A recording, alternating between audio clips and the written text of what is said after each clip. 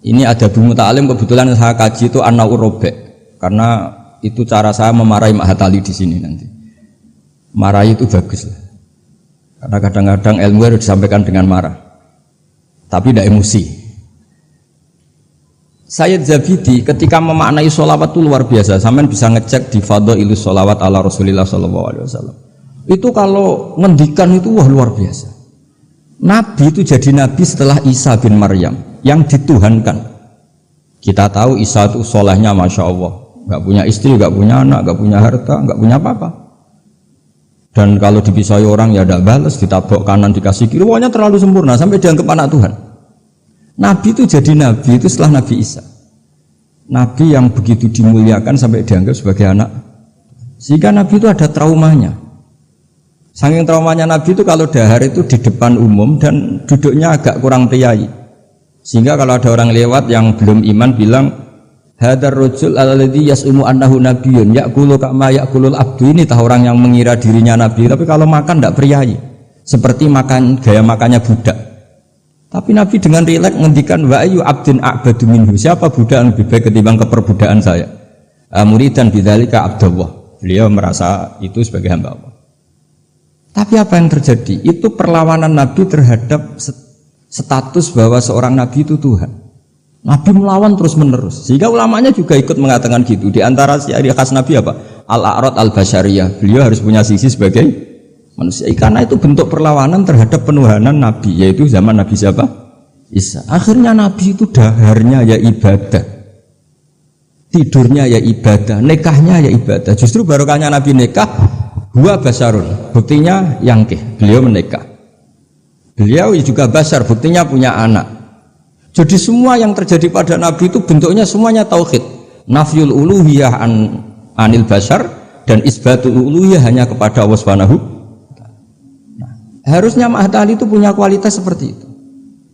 Sehingga wong ajmain enggak ditakriri, ini saya curiga. Piye ya kalimat sepenting itu enggak ada penjelasannya. Enggak ada tahqiqnya. Ini yang keliru, semoga gurunya. Enggak perlu pengasuh, enggak berani ya. Nah, sehingga kata Sayyid Zabidi, hadhil ummah masunatun wa mar'iyatun, dari kesalahan umat ini pasti terjaga, tidak mungkin salah kayak umatnya Nabi Isa. Bi barokati sholat ala Rasulillah sallallahu alaihi wasallam. Cara berpikir gimana? Begini, Allahumma itu Tuhan, ya Allah saya minta sholli, berikan sholawat terbaikmu ala Muhammad, sehingga Allah tetap posisi pemberi. Apapun hebatnya Nabi itu penerima, sehingga jelas aturan mainnya, engkau pemberi, Rasulullah apapun hebatnya penerima. Dan ketika kita bilang Allahumma sholli afdhalus sholat, sholawat terbaik engkau kasihkan sama hamba terbaik engkau, sehingga jelas ini Tuhan, ini hamba terbaik. Dengan sholawat maka umat ini tidak akan menuhankan kanjeng Nabi Muhammad SAW apapun sempurnanya Nabi. Nah, ini sekarang banyak orang sholawat itu pakai target 1000 khasiatnya gini, 100 begini. Oh, itu juga kriminal menurut saya. Dalam konteks ilmu ya, jadi dalam konteks mujarrobat atau primbon itu bagus. Jadi kalau dalam konteks ilmu itu tersangka. Ini kata saya Zabidi, bukan kata saya yang ngarang kitab Ithaf. Dan kita tahu Mbah Hashim ngaji sama Mbah Mahfud. Mbah Mahfud punya abah juga gurunya Mbah Abdullah, Mbah Abdul Manan. Nah, Mbah Abdul Manan ini orang yang lazama Sayyid Zabidi Shahibul Ithaf. Itu luar biasa. Saya mohon ilmunya Mahatali seperti itu. Sehingga kata Sayyid Zabidi, wa Muhammadun wa in jalla qadruh yahtaju ila sholatihi ta'ala. Apapun hebatnya Nabi, jalla qadruh tetap butuh pada Allah. Dan itu jadi bagus karena Allah pemberi, Nabi penerima. Artinya hadil ummah tidak akan terjadi penuhanan terhadap Nabi Muhammad sallallahu alaihi wasallam bi barokatis sholawat. Dengan pemahaman seperti ini. Sehingga Sayyid Muhammad kalau muji Nabi, semua ulama kalau muji Nabi pasti tidak meninggalkan kata yang ada di Burdah, da'mat da'adhun nasara fi nabihim. Meski muji Nabi sak karep-karepmu, tapi dak ninggalo sira ma ing perkara idda'adhun nasara fi nabihim. Hindari pengkultusan yang berlebihan kayak yang dilakukan orang Nas. Tapi setelah itu da'mat da'adhun nasara fi nabihim wahkum bima syi'ta madhan fihi wahtakimi. Setelah kamu enggak terjebak paham Nasrani, silahkan muji Nabi setinggi-tingginya. fansub ila dzatihi masitamin sarafin wansub ila qadrihi masitamin idzomi fa inna fadla rasulillahi laisa lahu haddun fayuriba an hunatikun bifami dan seterusnya. Jadi ini Mahatali bukan mubtadiin, bukan anak-anak. Jadi saya dulu dikasih Gus Fahmi itu siapa, pokoknya kitab ini pernah tak pelajari. Tapi saya senang belajar yang agak tukaran. Jadi kitabnya Basim agak serius saya pelajari itu memang Al-Jasus Antahrimin Nagus, karena saya punya yang dari Maktabah Turmusiyah sudah geger sama saya Fakih Mas Kumambang itu dijadikan satu. Jadi kitab seri itu Gus Fahmi, seri tarungnya itu. Tapi nggak apa-apa, ini kan ilmiah jadi bagus. Dulu tuh lama kalau bentrok itu rukun, enggak kayak sekarang. Biasa debat ya lucu saja karena ilmu. Sekarang enggak. Imam Syafi'i itu ya biasa ada cocok sama Malik. Padahal Imam Malik itu gurunya, tapi urusan apa? Urusan ilmu. Sehingga cerita di keluarga Termas itu paling masyhur. Saya pernah ngisi acara akhir sanas di Termas itu. Mbah Hasyim itu mau ke Termas sama Mbah Dimyati, semua kentong beduk disterilkan. Karena yang datang Mbah Hasyim yang ngaramkan beduk sama kentong. Itu Mbah Hasyim senangnya bukan main, karena pondok Termas setua itu nggak pakai kentong dan beduk, berarti seide. Setelah jagungan sama Mbah Dimyati, ternyata ada santrinya.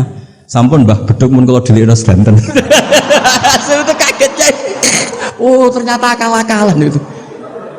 Saking lugunya santri pas masih jagungan sama Mbah Hasyim. Sampun kalau dilihat Banten Mbah kentong kalian beduk mau aman. Tapi Mbah Hasyim sudah di situ. Saking lugune, saking gobloknya terserah lah. Dan itu dulu nggak masalah. Dulu nggak masalah. Karena penghormatan pada ilmu. Abu Hanifah itu tidak pernah kunut. Imam Syafi'i ketika sholat di masjid Abu Hanifah tidak kunut. Ikroman di hadzal madhab. Saya memuliakan madhabnya Abu Hanifah. Jadi saya mohon kualitas ilmu itu dijaga, terutama yang semacam maklumat. Kayak tadi Mbah Hasyim bilang wa ashabihi at-thayyibin ajmain. Kata ajmain itu penghormatan. Kata at-thahirin juga penghormatan.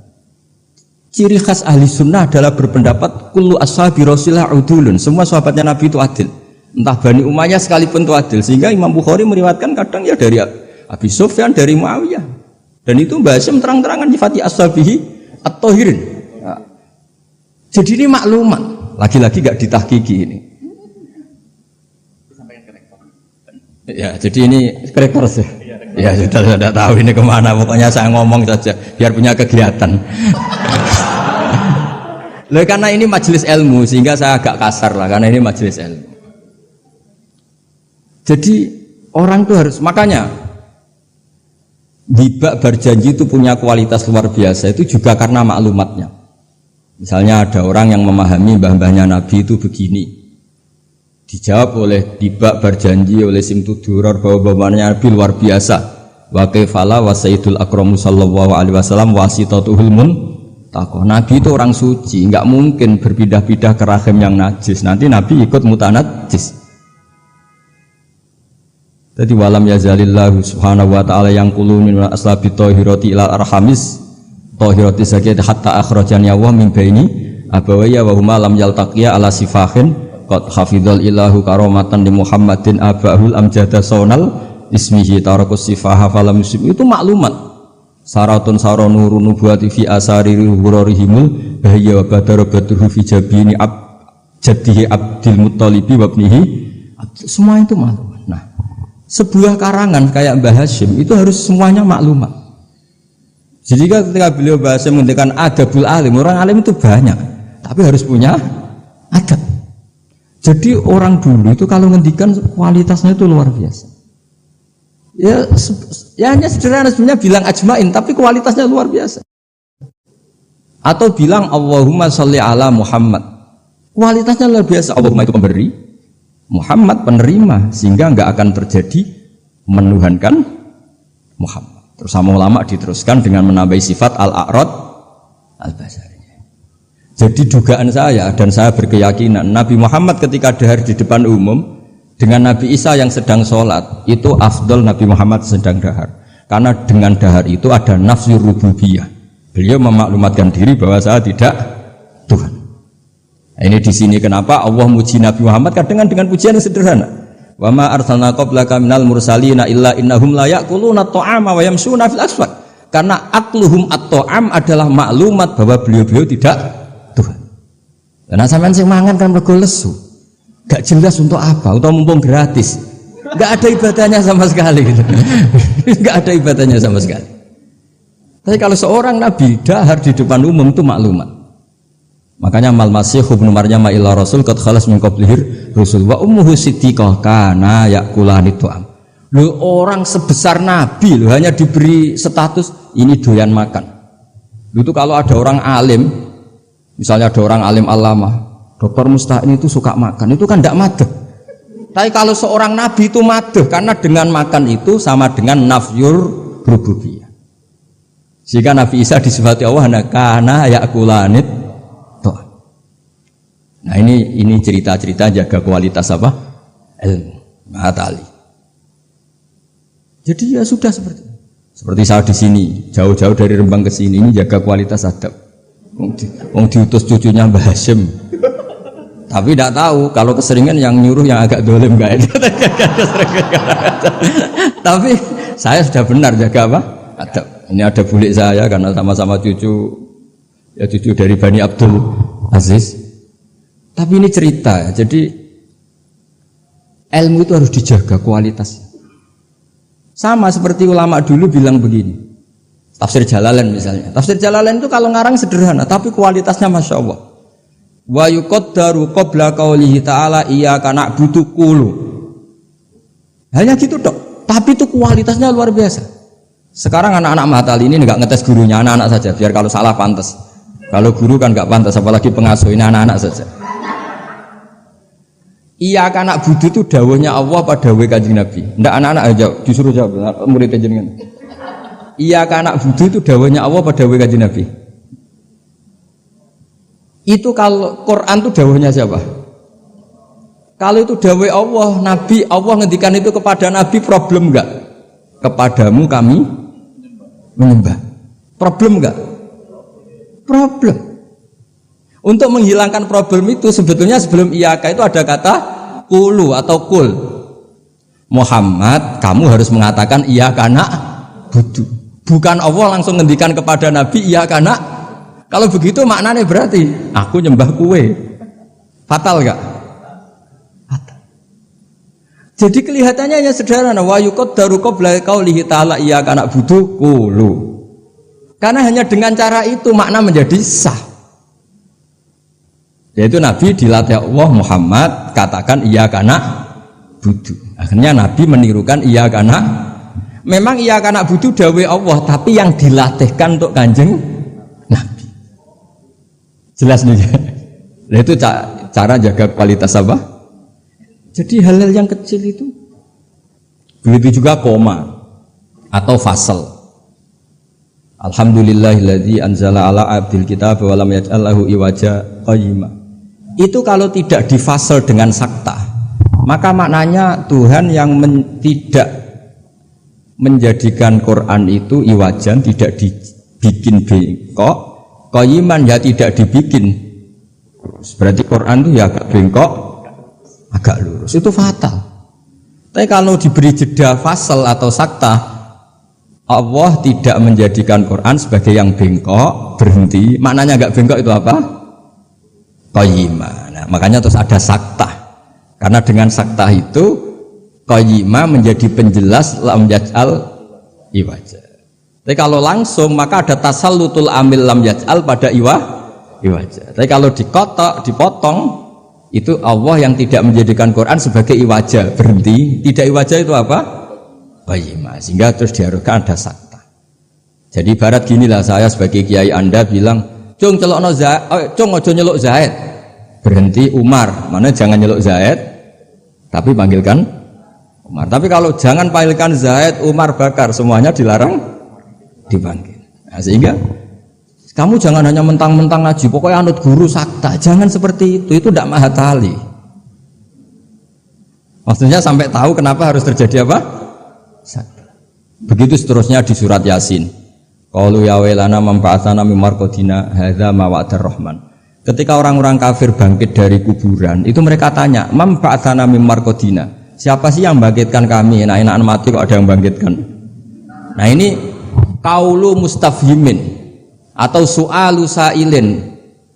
Terus dijawab, "Hadza ma wa'adar rahman wa sadaqal."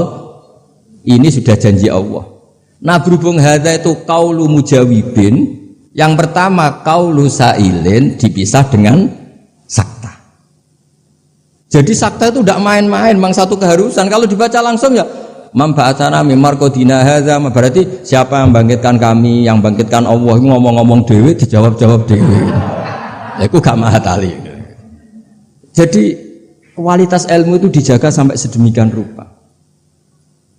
Nah, makanya saya baca An-Naur Roba itu luar biasa ketika Mbah Hashim memberi warning, ilmu itu dijaga kualitasnya per item, per huruf. Karena kualitasnya ilmu ya di situ itu. Ya saya ulang lagi, kualitasnya ilmu di situ. Sama-sama mengatakan ajmain. Tapi kalau mengatakan orang sekali Sayyid Muhammad, sekali Mbah Hashim, sekali Mbah Mun, Mbah Karim, Mbah Maksum Ali itu maklumat. Iki locong ahli sunnah. Ciri khasnya apa? Ikramu jami'is sahabat. Ketika Mbah Hashim menyebut wa ala alihi at-thayyibin, beliau jelas di konon ahli sunnah wal jamaah wa nukrimu ahlal bait. Jadi ya bikin muqaddimah sekaligus maklum. Nah, ini yang mungkin orang terus nganggap itu monoton. Ini yang kita sayangkan. Sebenarnya kalimat-kalimat itu kalimat maklumat atau kalimat jadi apa? Diri. Dan seterusnya. Ini yang terakhir. Ini kan alhamdulillah ada pelaturan di atas jam 9 nggak boleh. Jadi ini melanggarnya jangan lama-lama nanti. Bebas melanggar. Saya mohon sekali kualitas ilmu itu dijaga. Nah, terus tentang penulisan Gus Isom, saya alhamdulillah pernah ketemu beliau ketika saya dulu makili Pondok Anwar di Pondok Lirboyo. Pas itu Gus Isom sudah senior di Lirboyo. Jadi saya pernah ketemu Gus Isom Hadik di Lirboyo. Jadi tahu betul lah beliau orang alim dan ceria dan sangat suka mendokumen. Termasuk dokumen itu pernah naskah itu ditemukan di Rembang. Karena dulu teman-temannya Mbah Hashim itu banyak yang di Rembang. Mungkin Gus Hakim suatu saat juga harus melihat naskah beliau yang ada di buyut saya. Saya punya buyut kandung namanya Kiai Fauzan. Itu dulu teman dekatnya Mbah Hashim. Itu ada tulisan-tulisan tangannya siapa? Mbah Hashim. Jadi buyut saya di Lasem itu namanya Mbak Idrus. Idrus itu bin Umar. Ini yang Umar bin Arabi sama dengan nasabnya Ki Hamid Pasuruan. Mbak Umar ini punya istri namanya Maimunah. Ini binti Abdul Aziz. Karena Mbak Maimunah itu saudaranya Mbak Dowi. Nah, buyut saya kandung itu Mbah Maimunah itu punya anak namanya Idrus, itu punya istri namanya Sofia. Nah, Sofia ini yang orang Kudus. Sofia punya adik Badi'ah yang melahirkan Mbah Sahal itu. Nah, ini beliau-beliau terus punya adik, di antaranya Ifadilah, yang di antara cucunya ada Pak Said Agil. Tapi singkat cerita, di situ itu Gus Hakim itu ada tulisan tangannya Mbah Hashim ketika memberi ijazah baca Sahih Muslim, Sahih Bukhari, dan tulisannya Mbah Hashim. Sehingga kalau mungkin tim bisa ke sana, itu di Sarah Muslim. Sarahnya Muslim Imam Nawawi itu ada tulisan tangannya Mbah Hashim. Itu tanda tangannya begini, kata bahu bibananihi muhauqilan wa musabbihan mem gini Hashim Asy'ari. Jadi beliau kalau nanda tangan itu diberi tambah, saya menulis ini bersamaan dengan membaca tahlil dan tasbih muhauqilan wa musabbihan. Saking religiusnya Mbah Hashim. Jadi beliau kalau di kitab saya itu milik buyut-buyut itu. Sehingga saya alhamdulillah sekarang sambung sama Gus Hakim, sambung sama Gus-Gus di sini. Saya senang sekali. Kalau ngeritik itu tidak ngeritik, tadi yang ngomong saja lah, supaya karena tadi Mbah Hashim ngaji sama Mbah Mahfud, maksudnya di antara gurunya Mbah Mahfud selain Syekhona Khalil, dan Syekhona Khalil fi akhir hayatih ketika Mbah Hashim baca Bukhari, beliau datang ke sini, kila istafada minhu sebagai bentuk pengakuan kalau Mbah Hashim adalah tokoh yang luar biasa. Sehingga hadara majlisahu syaikhuhu, ketika beliau ngajar Bukhari itu Syekhona Khalil pernah datang ke sini ke Tafsir. Nah, saya berharap kualitas ilmu itu seperti itu. Baca sholawat itu adalah bentuk penghormatan kita kepada Rasulullah SAW. bahwa beliau mendapat selawat terbaik dari Tuhan yang Maha Esa. Tapi sekaligus maklumat kita tidak akan kecelakaan kayak yang dialami orang apa? Nasrani. Karena jelas Allah pemberi, Nabi penerima. Apalagi ditambahi abdika wa rasulika, tambah maklumat bahwa apapun hebatnya Nabi tetap abdu. Sehingga sifat terbaik Nabi apa? Abdullah. Sehingga ketika peristiwa Mi'raj sedahsyat itu Allah nyifati subhanalladzi asra bi abdihi. Nah, dengan cara-cara seperti itu kita menjaga kualitas ilmu. Tapi kalau kita tidak mengingatkan itu ya dikira itu lafaz yang monoton, yang copy paste, yang klise, yang biasa. Maka ini sebelum saya mengakhiri ini, saya baca yang An-Na'u. Ini kitab saya yang beda sama halamannya mungkin sama jenengan, tapi nggak apa-apa lah. Apa? Enggak, yang anak-anak kan punyanya yang ini. Anak-anak punyanya yang apa? Yang dimiliki anak-anak? Oh, ya kalau yang di cetakan Irsadusari itu halaman 46, tapi kalau yang di cetakan ini pokoknya ikutnya An-Na'ur Rabi'.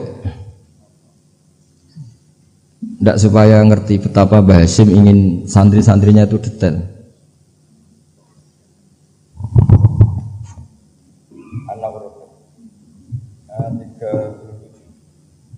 Tapi yang saya baca yang 37 mulai warrobi ayyusohika mayakrol.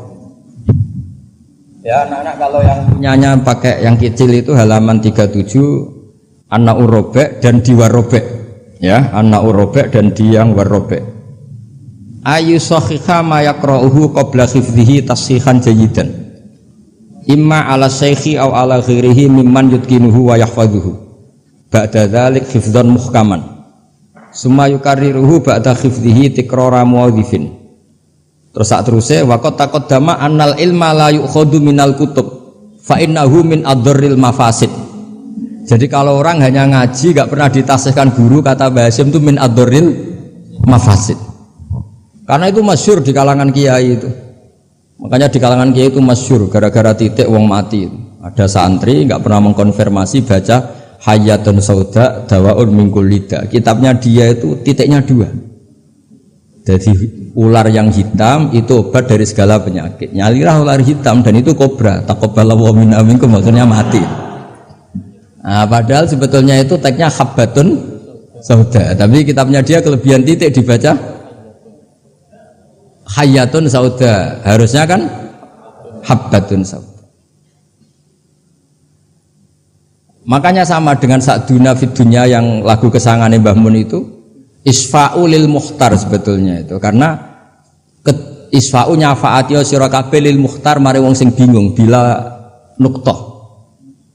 Nah, tapi nanti kalau setelah muji Sayyidah Fatimah wa abihal mukhtar bil kha, karena maksudnya Kanjeng Nabi. Nah, hal gitu itu harus ditasih, jangan dengernya yang paling populer mukhtar terus semuanya. Masa berarti isfa'u nyafaati sira kabeh lil mukhtar mari Kanjeng Nabi sing dipilih. Sing butuh syafaat iku kowe ra Kanjeng Nabi, bocah kok sembrono. Nah, hal gitu itu ini pesannya Mbah Hasyim. Murid itu harus menaskah bacaannya. Ayu sahihah ma yaqra'uhu qabla khifdhi tashihan jayidan imma ala syekh au ala ghairihi mimman yutkinuhu. Makanya saya alhamdulillah termasuk Gus modern yang sampai sekarang terima sorogan. Mulai diantaranya setujunya orang alim-alim top. Ya enak mumpung nompo sorokan iso ngamuk lah. Karena saya dulu ya barokahnya pernah sorokan sama kiai-kiai saya di sarang. Utamanya sama Mbah Mun dulu. Mbah Mun kalau ngecek muridnya gini. Apa? Pak Rozikin siapa? Rozikin apa Rozikin? Kalau Rozikin ya salah. Satu orang kok jamaah. Tapi ya gak apa-apa jeneng gak pakai. Gak pakai benar. Gak jelas. Nah ini kan ngaji ilmu, jadi ya yang salah disalahkan. Tapi bukan berarti salah betul ya, enggak. Ya ada salahnya. Dulu itu Mbah Mun itu kalau ngetes muridnya itu sebelum seminggu disuruh bikin teks khutbah. Lama-lama sebelum 1 hari, lama-lama sebelum 1 jam. Kalau 1 jam kok putrane sudah bisa bikin, berarti pinternya bahasa Arab sudah malakah.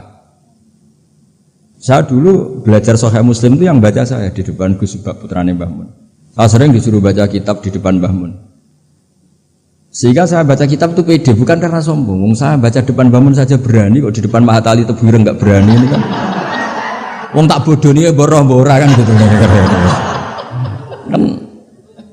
Jadi ini pesannya Mbah Hasyim loh, bukan pesannya Bahal. Ini pesannya Mbah Hasyim. Tak baca ya, awas kalau nggak dilakukan. Ini katanya Mbah Hasyim. Warobe ayu sohiha ma yakrohu qabla khifdihi tashihan jayidan. Imma ala syekh aw ala ghairihi mimman yutqinuhu wa yahfazuhu ba'da dzalika hifdzan muhkaman summa yukarriruhu ba'da khifdih takrara muadzifin atau tikrara muadzifin, sama itu masternya. Wala yahfadzu syai'an qabla tashihihi li annahu yuqi'u fit tahrif wa qad taqaddama annal ilma la yu'khadhu minal kutub fa innahu min adharril mafasid, kata beliau. Jadi enggak boleh anak-anak baca mandiri itu. Kalau baca mandiri ya seperti cerita-cerita itu. Lam tardiman ditanyakan gurunya, Gus maknane lam tarjiman apa? Bareng tak delok jebule bab khat lam tarodaman. Diabrak dadi sitok macane apa? Lam tarjiman. Dadi lam taro rane ngali sapa mar'ah daman ing getih. Oleh takok Gus lam tarjiman maknane apa? Bingung kene kan. Piye? Seperti guyonan itu ya Gus apa? Gus Umaryoto itu. Imriti dibaca apa? Umaryoto. Bingung kan? Itu guyonannya kakak saya ini sama itu. Gus Dur itu kalau ada Gus-Gus gak bisa baca kitab tuh Gus Dur manggilnya kan Gus Dur. Kalau ada tamu-tamu Gus yang gak bisa ngaji, Gus Maryoto do teko. Maksudnya itu masyhur itu guyonan beliau itu kalau karena ada orang gak bisa baca Imriti dibaca apa? Maryoto. Jadi saya punya kitab Qiro As-Sab'ah. Itu di situ cerita kenaifan orang baca. Dan itu fatal. Termasuk nyuwun sewu korik-korik yang top itu dulu sampai alim gitu gara-gara baca itu salah sama gurunya dibenahin, terus dia sumpah-sumpah tidak datang ke gurunya sebelum alim alamah mengalahkan gurunya. Ini bagus. Jadi orang tuh gak boleh meyakini bacaannya sendiri sebelum ditasihkan ke guru. Itu kata beliau adorril mafasid. Karena tadi takutnya apa?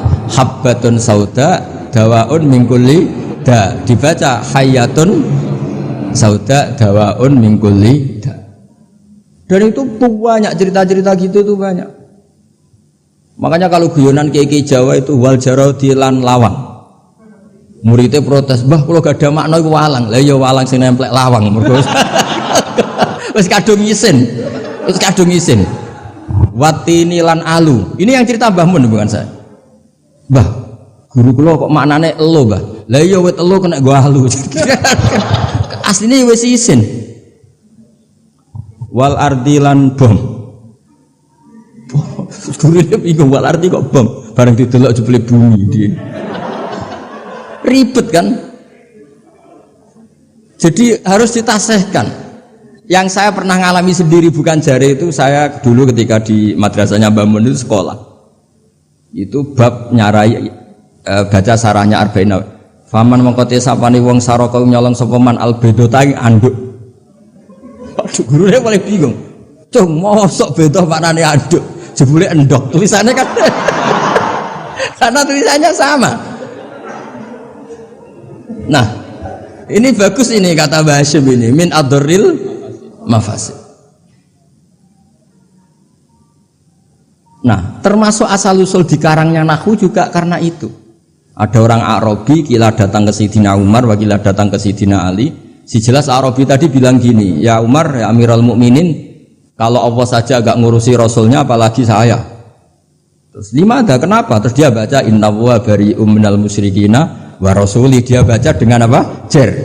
Berarti Allah tidak ngurus orang musyrik, juga agak ngurus Rasulnya. Terus masyhur tuh Sayyidina Ali ngutus Abul Aswad Ad-Du'ali kila Yahya bin Ya'mar disuruh ngarang bab ataf. Jadi pertama Nahwu dikarang itu bab ataf. Nah, ternyata Abul Aswad Ad-Du'ali juga punya trauma. Sebenarnya kan bacanya wa rasuluh menjadi istinaf. Inna wa bari'un minal musyrikin wa rasuluhu bari'un aidon. Nah, Imam Abul Aswad Ad-Du'ali juga punya trauma. Putrinya itu yang masih muda, masih anak-anak, ketika mengagumi perbintangan bilang ma ahsanus samai. Terus Abul Aswad Ad-Du'ali jawab ya nujumuha. Karena dengan dibaca seperti itu maknanya menjadi pertanyaan, langit itu yang baik apanya, Bah? ya nujumuha. Allah innama ajibtu min husniha, saya ini kagum langit begitu baik. Mestinya bacanya ma ahsanas sama, duhai begitu indah, tapi dia bacanya ma ahsanus samai. Jadi artinya kalau bacaan enggak benar itu ya tadi min adarril mafas. Jadi ini pesannya Mbah Hasyim. Jadi kata beliau apa ini waqat taqaddama annal ilma la yukhadhu minal kutub fa innahu min adarril mafasid. Makanya nyuwun sewu sampai ada aliran wahdatil wujud, ada aliran-aliran menyimpang. Kadang takbirnya ya ada di Ihya, di Futuhat Makkiyahnya Ibnul Arabi, tapi mereka baca tanpa guru sehingga ditakwil dengan khayalnya sendiri. Makanya man ta'alama bila syai'in fa sayfuhu syaitan. Jadi Mahatali sini harus ekstrim. Jangan main-main. Ini fatwanya Basim menyebut min adarril mafasid. Bayangkan kalau gurunya min ba'dil mafasid. Wah, itu kan malah fatal lagi kan? Minal fasid akhoda minal fasid wa akhoda minal fasid. Nah, dikira induannya juga pas. Makanya kembali tadi statusnya mbah itu terserah anak cucunya. Terus pernah Gus Hakim itu pernah saya di Palestina apa Israel lah terserah istilahnya. Ke makamnya Nabi Dawud itu nangis karena mereka bilang King David dan dikemuli bendera Israel. Ya coba misalnya ndak ada Quran, kita ndak punya Quran, pasti bilang Nabi Dawud itu Yahudi dengan atribut seperti itu. Ya dengan atribut seperti itu.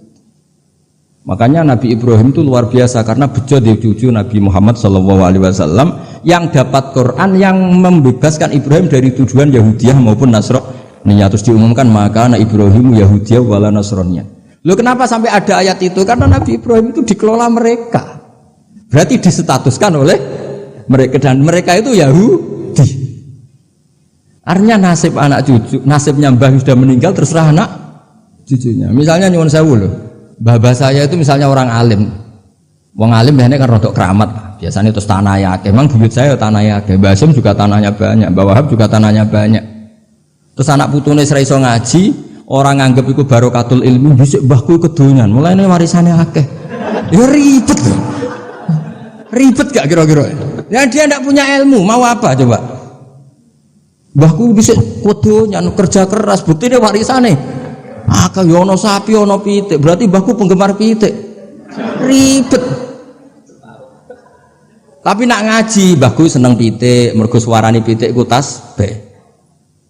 Mbahku seneng sapi, sapi ku an'am. Wiling-wiling nikmati Allah. Lho Mbah Mun nganti sepuh itu masih punya wedhus sing rumah tuh kanca kula nganti sepuh wedhuse kathah. Mergo mamin nabiyyin illa waqatra al-ghanam, ndak ada nabi kecuali.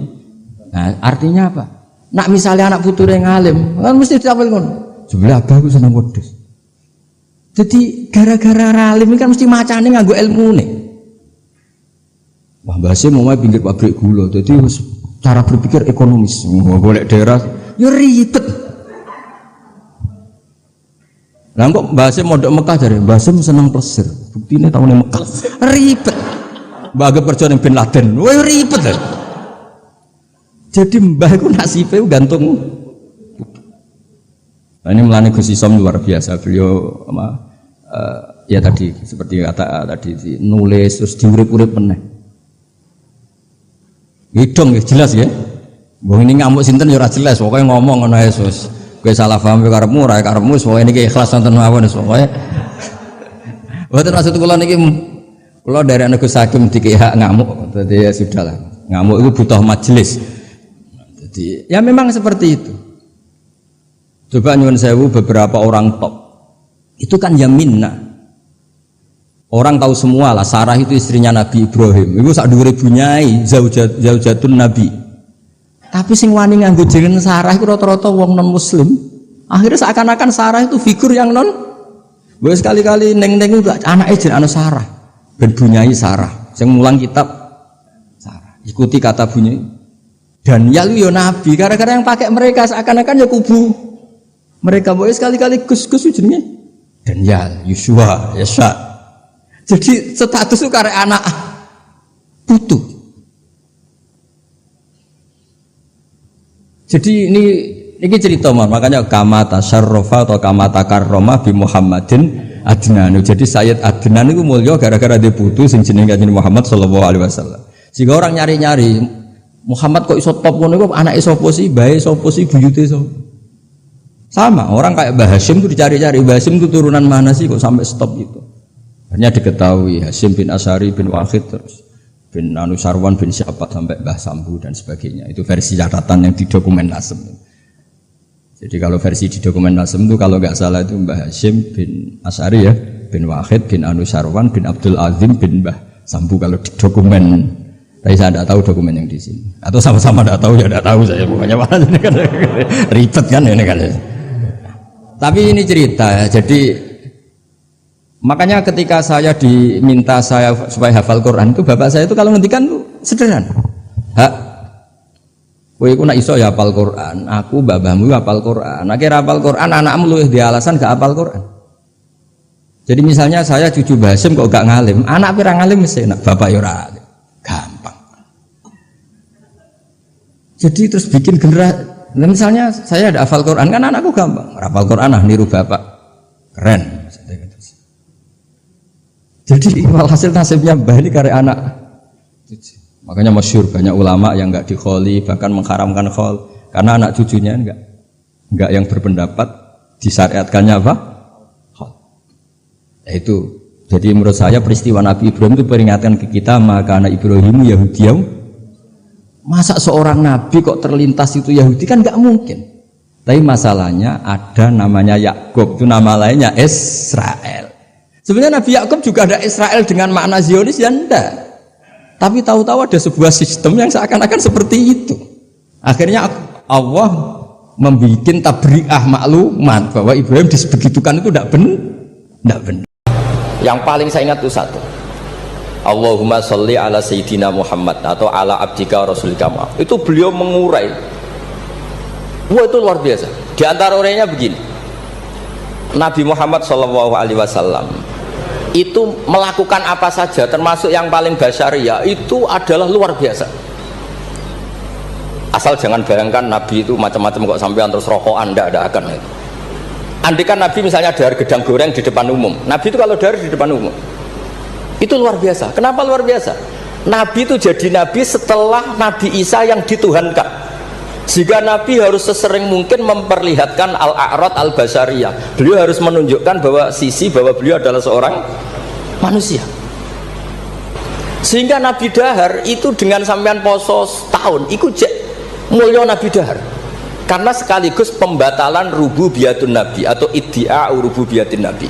Dengan seperti ini Nabi sama juga memaklumatkan saya ini manusia. Buktinya saya dahar. Kayak apa kalau dibaca secara ilmu? Karena Nabi jadi Nabi setelah Nabi siapa? Isa. Maka kata Sayyid Az-Zabidi, agama ini agama terbaik. Dan umat Rasulullah SAW tidak akan mengalami apa yang dialami umatnya Nabi Isa. Caranya gimana? Dengan memperbanyak baca sholawat. Jadi cara Sayyid Zabidi, sholawat itu satu konstitusi ilmu. Allahumma Allah pemberi, ala Muhammad atau ala Sayyidina Muhammad yang diberi. Jadi gak mungkin hadhil ummah menuhankan kanjeng Nabi Muhammad. Dengan cara membaca sholawat, Allahumma ya Allah saya minta engkau sebagai pemberi kasihkan sholawat terbaikmu kepada hambamu yang bernama Muhammad. Dengan teks sholawat ini sekaligus penjaga konstitusi tauhid dan hadhil ummah tidak akan mengalami kayak yang dialami umatnya Nabi Isa. Nah sampean gak maca sholawat itu kasihati. Nak diwaca sakmene nyaur utang, nak sakmene untuk bojo ayu, nak sakmene iso wayo, wis ngono kelakuane. Itu saya tidak tertarik. Wong kok ora tau ngregani ilmu menurut saya. Saya baca sholawat itu ya tidak banyak-banyak, ya 2, 3, tapi dengan penghayatan kayak Sayyid Zabidi. Ya akhirnya ya rapati terus keramat kok sampean, tapi secara konstitusi ilmu lebih diridhoni Allah mbek Rasul. Aku yakin. Karena tadi Nabi itu jadi Nabi setelah tragedi Isa dituhankan. Sebab itu Sayyid Muhammad ketika muji Rasulullah SAW itu selalu mengutip dawe Al-Busiri, da'mat da'at hun nasara fi nabihimi wahkum bima syi'ta madkhan fihi wahtakim. Kita semua tahu Mbah Hamid adalah pengagum kitab Burdah dan beliau sering baca Burdah. Di antara Burdah yang dipakai semua ulama termasuk Sayyid Muhammad setiap ngarang madaih itu apa? Dak ninggal nosiro ma ing perkara iddaat kang mendakwahkan hu ing mas sapa an-nasara fi nabi. Yang penting kamu muji nabi, aturan dasarnya apa? Tinggalkan apa yang pernah dilakukan orang Nasrani, yaitu saking mujinya Nabi Isa sampai menuhankan Isa. Itu saja kamu hilangkan. Dak madda'athun nasara fi nabi. Setelah itu kamu tanggalkan, kamu hilangkan wahkum bima syi'ta madkhan fihi wah takim. Setelah itu kamu muji Nabi Muhammad sundul langit gak apa-apa. Asal sudah meninggalkan dak madda'athun nasara. Dan itu kata Said Zabidi, kita tidak usah susah-susah. Dengan membaca sholawat itu sudah seperti itu, karena kamu minta Allahumma ya Rabbi, berarti Allah posisi pemberi karena Tuhan. Nabi apapun ala qadruh, apapun tingginya derajatnya Nabi itu posisi penerima. Sehingga kita muji Allah karena dia Tuhan, dan muji Nabi sebagai ahabbal khalqi ilallah, yang paling berhak mendapat afdolas sholawat minallah. Nah coba kalau orang Islam baca sholawat kayak itu, kayak apa luar biasanya. Itu yang bisa seperti itu siapa? Lagi-lagi ahlul ilm. Kalau tidak ahlul ilmi ya kasiyate tadi. Paket ini untuk apa, paket ini untuk apa. Ya ribet. Kalau gak sering jaluk ijazah tiang, tapi alhamdulillah terkenal ramandi terus udah boten. Sing jelas tak amuk. Sering kalau dia, Gus, nek nak maca sholawat kasiyate apa? Kue ku nabi-nabi mude we perhitungan. Nak maca selawat go nabi yo sing seneng, maca arang-arang we perhitungan, njaluk opah. Gus nyun ijazah jenengan namuk. Ki ku ora bener. Ya ana kiai ngados kula ya ana ben wong ku sadar lah bener. Tapi ada kiai yang baik, tiap minta ijazah dijazah. Timbang mara Gunung Kawi mendingan dijazahi selawat. Lah itu masalah ijtihad, ini masalah apa? Istihad. Orang boleh beda pendapat tentang redaksi sholawat. Ada yang sholli ala Muhammad, ala Sayyidina Muhammad, Nabi Muhammad. Monggo lah, masalah redaksi saja. Tapi setelah dianalisis, Nabi itu Pak Rektor, jadi Nabi setelah Nabi Isa saking dihormatinya sampai dituhankan. Juga jadi Nabi yang ada cerita masih hangat, orang Yahudi itu bunuh Nabi. Jadi yang satu mendudukkan Nabi sedemikian tinggi sampai kayak Tuhan, yang satu menjatuhkan Nabi sedemikian rendah sampai dibunuh. Kayak apa susahnya jadi Nabi Muhammad SAW. Kemudian dengan gampang hadatin agama ini bikin syariat yang bernama sholawat. Redaksinya monggo lah sesuai tradisi masing-masing. Allahumma sholli ala Muhammad, Allahumma sholli ala Sayyidina Muhammad, ala Nabiyina Muhammad, monggo lah. Tapi yang jelas redaksi ini kalau didiroyah dikaji, Allahumma itu Tuhan, Tuhan itu pemberi. Wa Muhammadun wa in jalla qadruh abdun min ibadi. Muhammad apapun tinggi derajatnya tetap berstatus hamba. Sehingga agama ini terjaga oleh syihotus sholawat. Agama ini terjaga oleh redaksi sholawat. Yaitu Allah tetap pemberi sebagai Tuhan yang enggak tersaingi, la syarikalah. Rasulullah Muhammad wa in jalla qadruh, apapun prestasinya, bisa mi'raj, bisa apa saja, tetap seorang hamba yang butuh muhtajun ila rahmatih. Jika redaksi Allahumma sholli ala Muhammad ini mengukuhkan yang Tuhan tetap Tuhan, hamba pilihan tetap hamba pilihan. Tentu dengan redaksi ini kemudian kita mendudukkan Nabi benar-benar posisi terhormat. Yaitu orang yang paling berhak dapat askat tahiyat, mendapat penghormatan Allah paling tinggi, yaitu Rasulullah Muhammad SAW. Dan itu diulang-ulang oleh Allah. Subhanalladzi asra bi'abdi. Status hamba ini diulang. Lagi-lagi ini bernama diroyah. Bernama apa?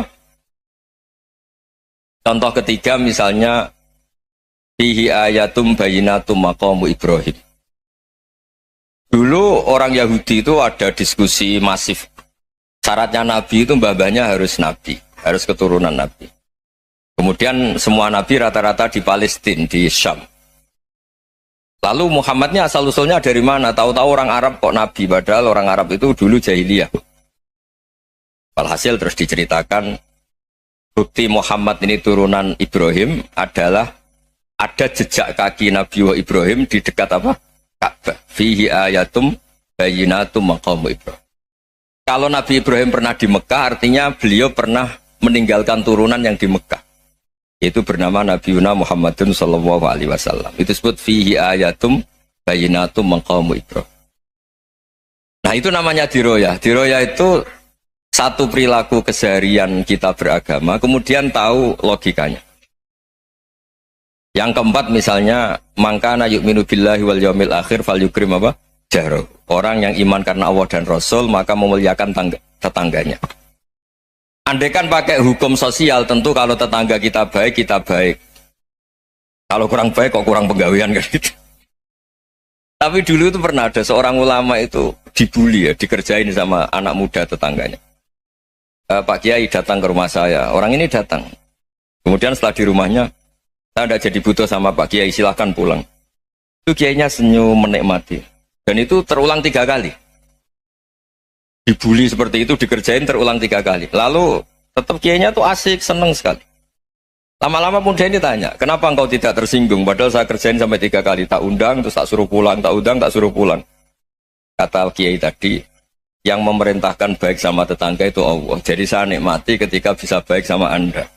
Tidak ada urusannya dengan perilaku Anda yang menolak saya. Nah itu terus kita tahu, memang motifnya kita baik sama tetangga karena iman sama Allah dan Rasul, bukan hukum kompensasi sosial. Jadi kalau mau diteruskan Pak Rektor, saya ngajar di sini ya karena perintah Allah itu orang alim harus ngajar, bukan karena perintah Rektor. Kalau diteruskan. Ya saya mohon juga gitu para dosen, para karyawan di sini kalau nggak khianat dengan UI itu karena takut sama Allah, jangan takut sama rektor. Kalau Anda baik juga karena Allah, jangan baik karena apa? Rektor. Bagaimanapun ya semua kita ini makhluk. Makhluk itu la yadurru wa la yanfa. Begitu juga melihat Indonesia. Melihat saya ini kan ikut di UI itu lama sekali, ikut sama Profesor Zeni dari Profesor Zeni nulis tafsir. Mungkin Pak Hersoyo tahu banyak, dulu Pak Lutfi ya tahu banyak. Tapi saya memang nggak pernah terbuka karena ya memang nggak ingin sebenarnya. Kondisi ini kondisi darurat. Sehingga saya tahu cara berpikir Profesor Zaini, ya tahu komitmen beliau pada UI. Dan pendiri UI memang ya banyak yang dari tokoh NU, Muhammadiyah, dari tokoh-tokoh ormas yang lain. Memang didirikan banyak orang. Hingga UI memang nggak milik ormas apa tertentu.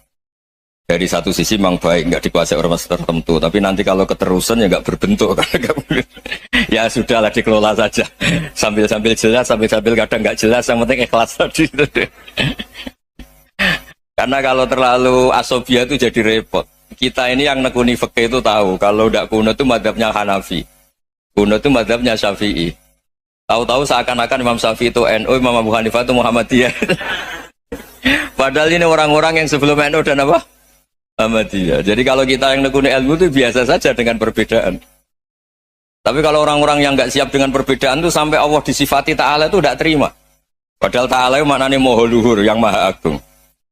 Jadi ada seorang kiai kebetulan pidato pertama Pak Rektor. Assalamualaikum warahmatullahi ta'ala wabarakatuh. Di mubalik kedua ini nggak terima karena itu dianggap bid'ah ada Ta'ala. Hanya dia bilang Assalamualaikum warahmatullahi ta'ala wabarakatuh. Itu saking asobiahnya itu Allah ditambahi Ta'ala itu tidak terima. Padahal Ta'ala itu maknanya Maha Agung. Nah itu kan jadi repot kalau asobiah gitu. Kalau kita ngadepi perbedaan itu biasa saja. Karena kita mungkin bacanya banyak, lihat hal-hal seperti itu ya biasa saja. Karena dulu itu perbedaan itu urusan sudut pandang. Ya saya ulang lagi, perbedaan itu sudut. Allah yang Tuhan saja sering didebat sama nabi-nabinya. Karena urusan sudut pandang apa? Saya beri contoh ya. Suatu saat Khalilur Rahman Ibrahim itu saatnya meninggal sama Allah, Israel disuruh. Itu Ibrahim saatnya meninggal, ambil nyawanya. Setelah datang ke Ibrahim, ya Khalilur Rahman Ibrahim, saya disuruh nyabut nyawa Anda. Itu Israel dipaksa mikir sama Ibrahim. Hal ra'aita khalilan yumitu khalilah. Kamu tahu orang yang mencintai kemudian bunuh yang dicintai. Itu logika agak benar. Akhirnya Israel kan gak biasa debat, kan gak dilatih debat, gak pernah ikut lomba UI debat ilmiah. Dia taunya nyambut nyawa aja. Kembali ke Allah. Ya Allah, kata Ibrahim, hal ra'aita khalilan yumitu khalilah. Masa kekasih bunuh yang dicintai ya. Tapi kata Allah santai. Bilang ke Ibrahim, hal ra'aita habiban yakrahu ayalqa habibah. Masa katanya dia cinta saya, kemudian ketemu saya tidak berani. Setelah Israel mater lagi. Logikanya gini, Ibrahim, masa yang dicintai sama yang ketemu yang dicintai nggak berani? Ya udah ketemu aja. Katanya yang meninggal itu. Artinya kamu bisa saja GR tidak mati-mati karena merasa dicintai, atau ingin mati karena mencintai. Nah, maksud saya dalam hal-hal seperti ini orang UI pasti gak jelas. Katanya cinta Allah suruh mati ya nggak mau. Nggak jelas kan? Dibilang nggak cinta juga nggak mau. Tapi dibilang cinta kalau ukurannya mati juga nggak mau. Nah, tapi dalam banyak hal nggak jelas itu penting, Pak. Penting sekali. Buatan guyon, saya beri contoh sekian ilmiah, nggak jelas itu penting.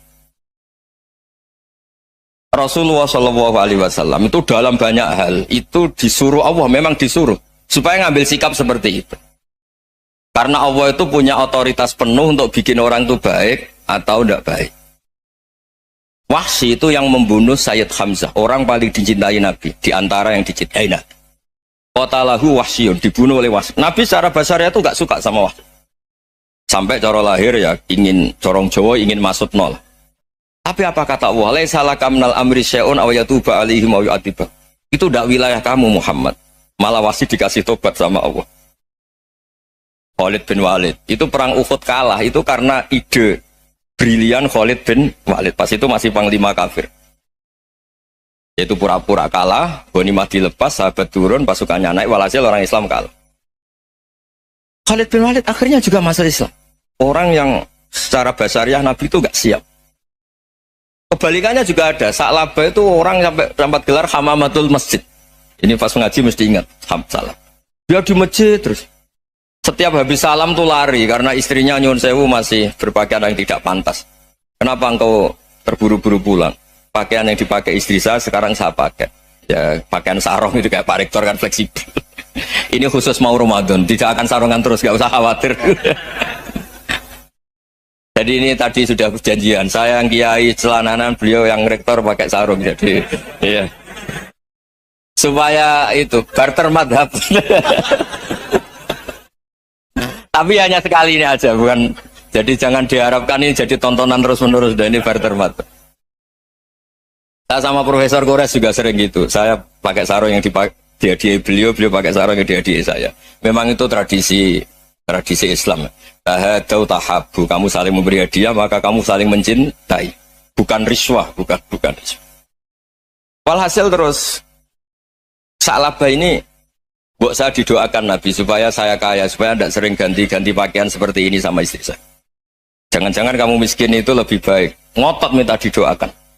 Didoain Nabi kaya, terus lama-lama ninggal sholat, ninggal jamaah. Itu Allah belum tersinggung. Yang mulai Allah tersinggung itu kan saya sering fatwa di mana-mana, sering memberi saran. Mumpung kamu miskin itu sering sedekah, karena kalau sudah kaya itu tidak bisa. Saya memberi analogi gini.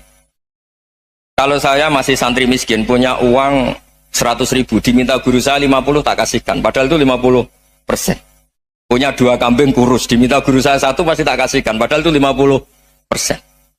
Jadi kalau punya sapi Brahman atau sapi limusin yang harganya itu 100 juta, punya 2, diminta 1 boleh enggak? Enggak boleh. Saya punya motor butut 2, diminta teman saya 1 boleh, tapi kalau Davidson Harley itu enggak boleh itu.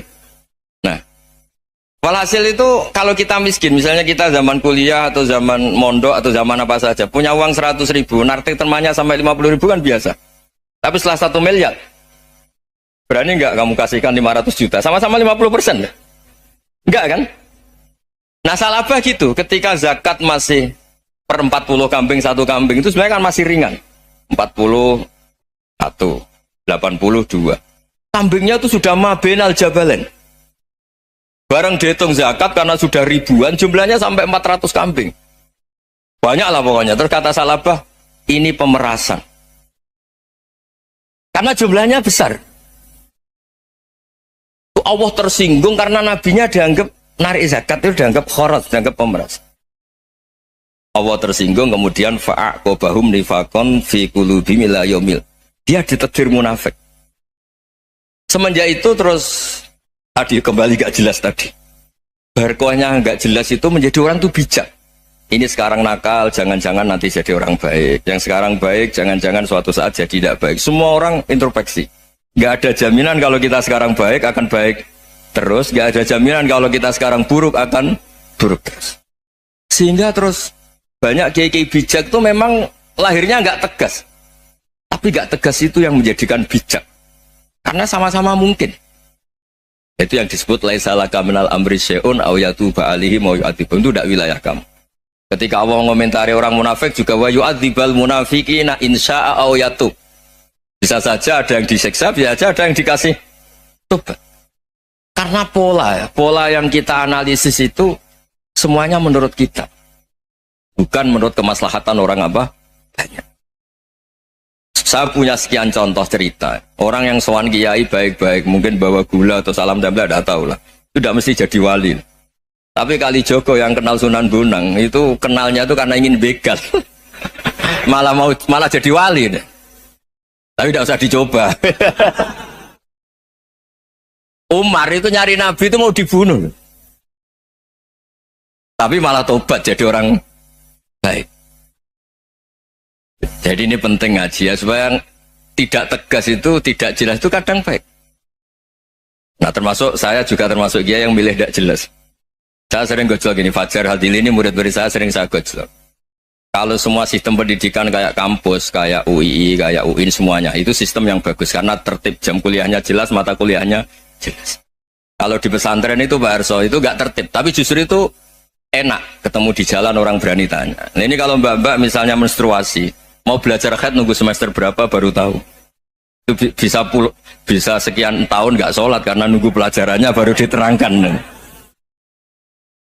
Mau haji juga gitu, nunggu mata pelajaran haji. Kalau nggak jamnya, nggak mau dosennya ngajarin. Nah, kalau kiai kan nggak ketemu di jalan, tanya dijawab. Jam berapa juga dijawab. Artinya Indonesia itu berkah, ada sistem kampus yang tertib. Ya semoga termasuk tertib gajinya. Tapi tertib gajinya itu juga sebenarnya rugi. Saya sering ada pegawai negeri Gus, tolong doain saja di PNS enak jadi. Gajinya tetap. Kata saya nggak mau kalau gaji saya tetap. Kok bisa Gus enak tiap bulan mesti dapat gaji. Kalau tetap nggak naik-naik kata saya. Kalau kiai gajinya nggak tetap, tapi di atas yang tetap kata saya. Artinya Indonesia itu berkah. Kalau semuanya pakai sistem pendidikan setertib ini, orang mau tanya haid ya nunggu pelajaran haid. Bab haji ya nunggu pelajaran haji. Tapi kalau ketemu kiai itu enggak. Ya semuanya saya pernah di pasar, Gus mau tanya apa? Anak saya ini keluar darah terus gini-gini. Padahal biasanya haid hanya 7 hari gini-gini. Ya sudah kembalikan ke biasanya rudat hilal adat. Itu enggak usah sowan ke rumah. Juga enggak registrasi dulu, enggak daftar dulu. Ya ini enggak nyindir cerita saja. Supaya ini bukti koalisi beneran. Jadi saya yang kiai enggak tertib jam, koalisi sama yang tertib jam. Jadi kalau semuanya sistem kampus, nanti pertanyaan itu enggak bisa on time, enggak bisa setiap saat. Makanya Indonesia itu berkah. Kiai-kiai yang alim yang di jalan-jalan banyak. Juga kiai yang di kampus dokter-dokter fikih banyak. Yang nekuni ilmu umum ya banyak. Macam-macam. Itu masalah itu kalau saling mengadili itu baru masalah. Misalnya kiai ngeluh, enggak enak jadi kiai, enggak punya gaji tetap. Yang dosen ngeluh, enggak dicium tangannya. Karena memang unik Indonesia itu.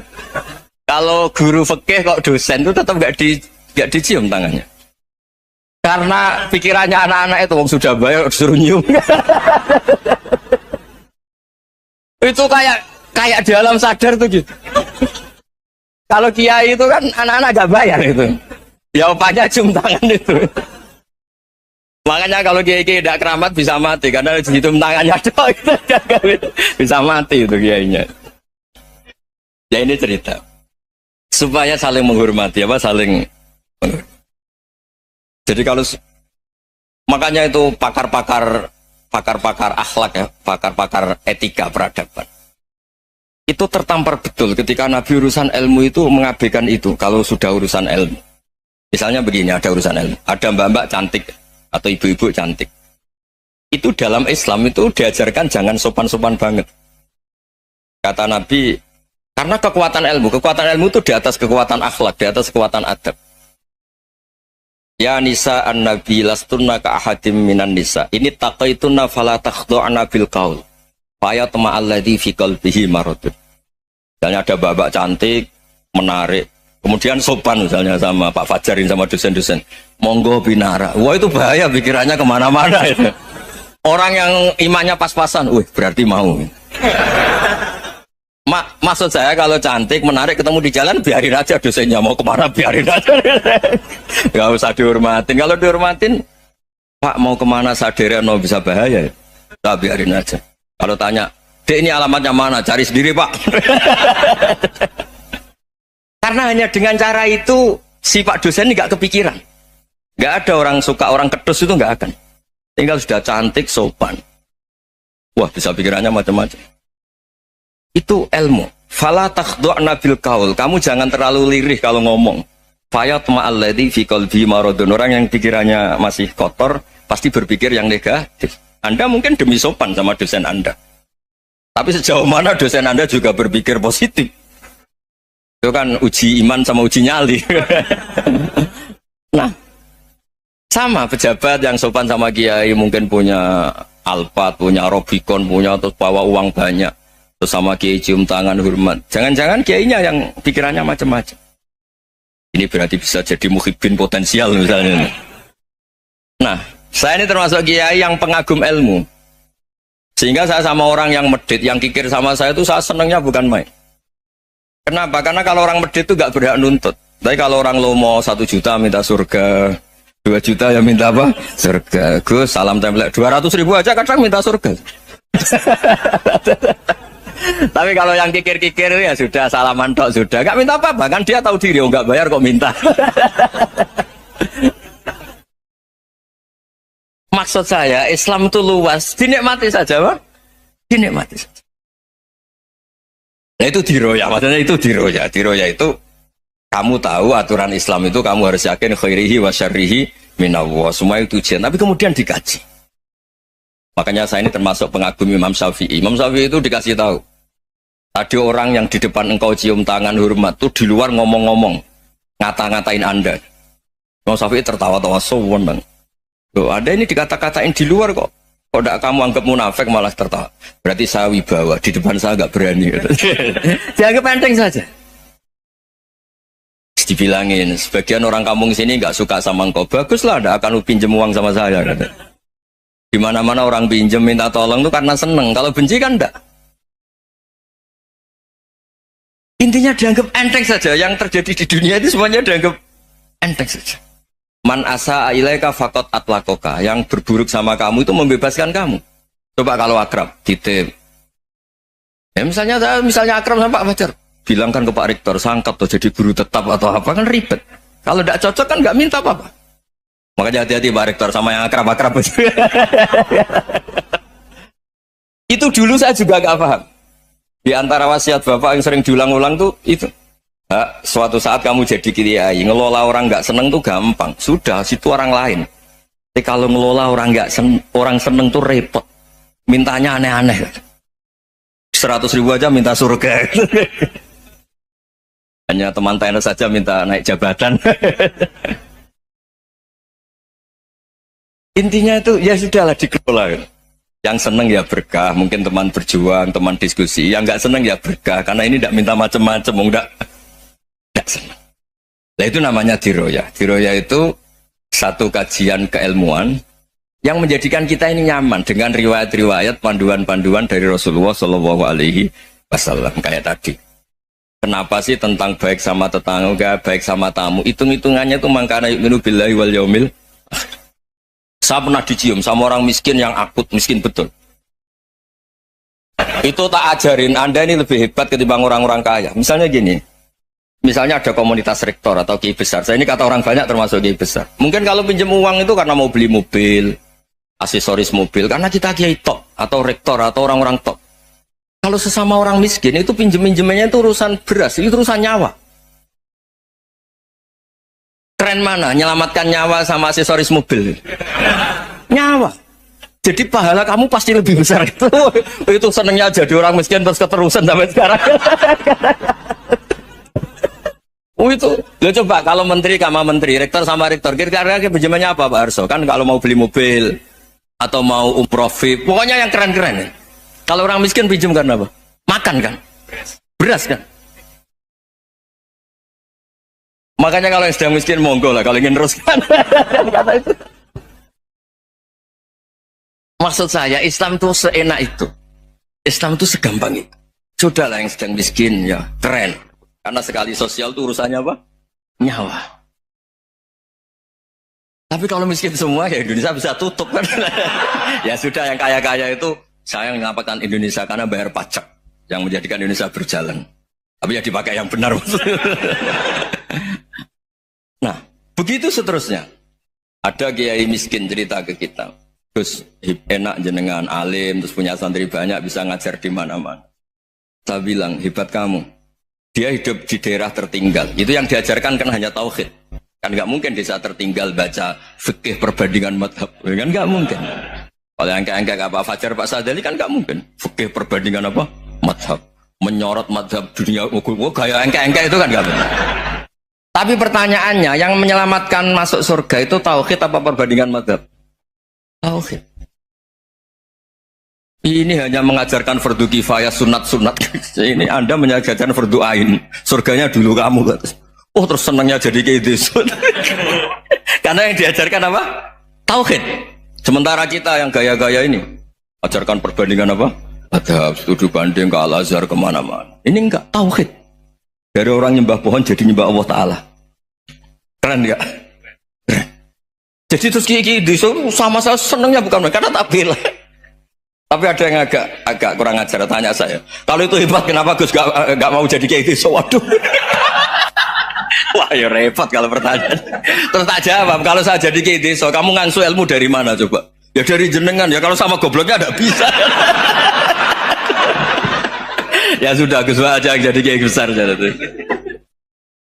Maksud saya, ya sudahlah kita begini seperti yang saya ajarkan di sini, saya sarankan supaya orang itu tahu. Nah, ini namanya diroyah, apa? Makanya kata Imam Ghazali itu kalau kamu ingin sopan gampang melihat anak kecil, wa aqallu minni dzamban, dia dosanya lebih kecil. Karena masih kecil kan, tentu secara dosa enggak banyak. Kalau melihat orang yang tua, wa aktsaru minni ibadatan, dia tentu ibadahnya lebih banyak karena umurnya lebih banyak. Sehingga terus semua orang lain tuh di depan kita itu hebat. Ya semua orang lain sama, misalnya Pak ini rektor, Pak Fathul Wahid rektor, tanggung jawabnya lebih banyak, berarti pahalanya lebih banyak. Tapi sama, ketika melihat Nyon Sewu, melihat pegawainya yang secara lahir di bawahnya, ini tanggung jawabnya nggak banyak, pasti salahnya juga enggak. Itu yang diajarkan Rasulullah SAW, sehingga enak lah. Tapi kalau kita melihat orang lain selalu salahnya, itu pecundang. Allah saja tidak seperti itu kan, amal baik ya ada khairan, amal buruk ya ada saron, semuanya dilihat oleh Allah Subhanahu wa Ta'ala. Saya itu punya teman Gus, agak beling, agak seenaknya. Dulu miskin. Wah itu seenaknya betul. Kayak kenal Tuhan sudah. Tak tanya, kenapa kamu seenaknya? 1 bulan tuh labanya bisa 200 juta sampai 500, sampai 1 miliar. Saya itu Gus, setelah duha itu perkembangannya bagus. Duha, sholat duha itu. Saya pernah miskin kan kata apa? Ingka rezeki fisama apa? Wa ingkana qalilan ya kalau fisama fa'anzilhu, terus wa ingkana qalilan fakasirhu, kalau sedikit perbanyak. Ini trennya sudah benar semua. Nah, wa ingkana apa ya haraman fatahirhu, kalau haram yang kau sucikan. Makanya saya seenaknya kalau qalilan sudah fakasiru, paling trennya yang enggak benar juga fatahirhu kata Mas. Dia yakin kalau yang enggak benar-benar sudah disucikan Allah, karena yang lain-lain sudah dari miskin sudah kaya, qalilan sudah fakasiru, paling yang haroman juga sudah fatahiru gitu. Tak tanya, lah kamu kok tahu? Polanya sudah ada Gus, karena sang qalilan. Kamu sembrono sama Tuhan kok begitu kan? Tapi apapun itu seneng saya. Seneng saya sering salah teh, makanya saya mohon yang sekarang miskin, sedang miskin itu ya tidak usah nyesal banget-banget. Kalau ingin kaya monggo lah, namanya orang juga ingin ya, tapi Anda harus bangga. Sosial antar kalian adalah urusan nyawa, dan itu pahalanya luar biasa. Supaya kita, nah yang kaya-kaya juga boleh GR lah, karena pembayar pajak. Dan itu bisa menyelamatkan apa? Indonesia Raya. Begitu seterusnya. Itu yang diajarkan Nabi, antawadhu hatta la yabghiya ahadun ala ahadin. Kamu semua harus tawadhu sehingga antar kalian tidak saling tidak sopan, tidak saling liar, tidak saling mendolimi. Termasuk tadi sikap gak jelas tadi. Orang dolim yang sekarang dolim bisa saja tobat, yang sekarang soleh bisa saja nanti. Semuanya itu mungkin. Kita diajari ya muqallibal qulub tsabbit qalbi ala dini. Jadi keliru kalau kita dalam banyak harus tegas, gak mesti.